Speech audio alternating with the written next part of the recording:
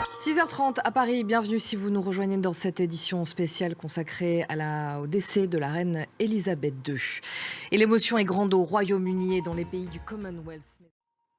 Et une page de l'histoire du Royaume-Uni se tourne après 70 ans de règne. Elisabeth II, la reine du Royaume-Uni, mais aussi de 14 autres États souverains, est morte à l'âge de 96 ans.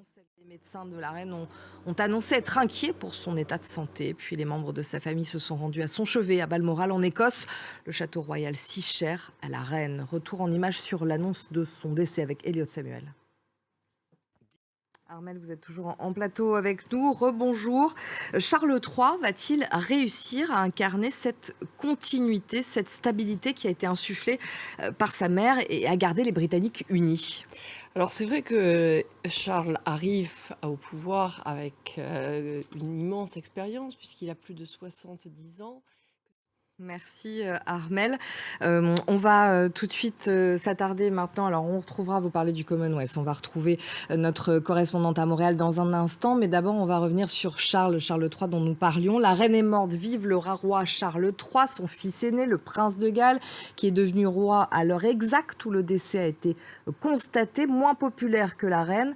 Selon un sondage en mai dernier, il lui donnait 56% d'opinion favorable. Alors certains voient en lui un vieil aristocrate dandy, un homme de passion aussi, défenseur avant tout, vous en parliez également de cet environnement, et donc ne pas oublier le naufrage de son mariage avec la princesse Diana. Comment se prépare-t-il maintenant au couronnement? Élément de réponse avec Ethan Hadji et nos confrères de France 2. Elisabeth II était aussi la reine du Canada, le pays, ancienne colonie britannique, étant l'un des 56 à faire partie du Commonwealth. Merci Joanne, vous étiez en direct de Montréal.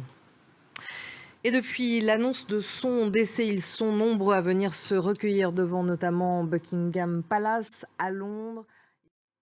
Il y a encore quelques minutes, nous étions avec Antoine Mariotti qui se trouvait devant Buckingham Palace. Il nous parle de ces Britanniques quasi inconsolables. 6h49 à Paris, bienvenue si vous nous rejoignez dans notre édition spéciale consacrée au décès de la reine Elisabeth II. Et l'émotion est grande au Royaume-Uni et dans les pays du Commonwealth. Axel May est en plateau avec nous. Bonjour Axel. Bonjour. Et on va découvrir la presse britannique avec vous. Et évidemment, vous vous en doutez, une seule personnalité en une de cette presse britannique. Merci Axel pour cette revue de presse.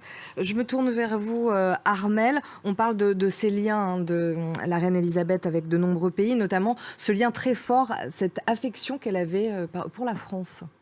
Oui, effectivement. Merci beaucoup Armelle. Vous restez avec nous. L'édition spéciale se poursuit sur France 24. Elle continue dans un instant.